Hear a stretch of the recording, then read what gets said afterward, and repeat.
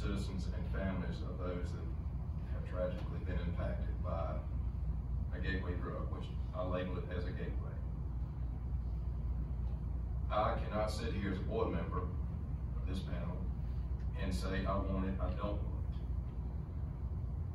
it. If any of us have kids and they go out and it has become free amongst our society, pretty much can get it everywhere.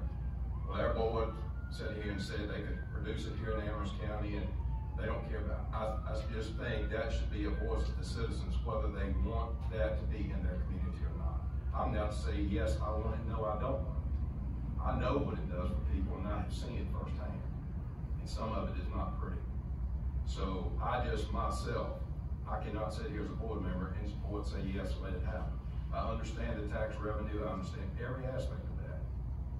But I also know the death and tragedy that it's caused many families in our community and this country as a whole. So if the ability is there for the community to have input, my feeling is we let them have their input. That way, if something happens to one of our family tragically, they can, well, that board up there, they said it was okay to do it, and well, I'm not having parts of that. Let the people have a decision, is what I feel like. That's all I need to say. I agree with Mr. Ayers. I think that this is something the community needs to decide on. You know, my personal opinion aside, the community needs to weigh in. I agree with what he's saying. If the community wants tax base off of it, they'll vote yes for it. If they don't want the ability for their children or grandchildren to go and have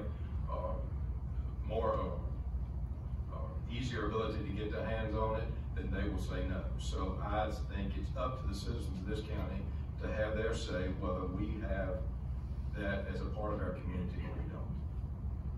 That's my opinion.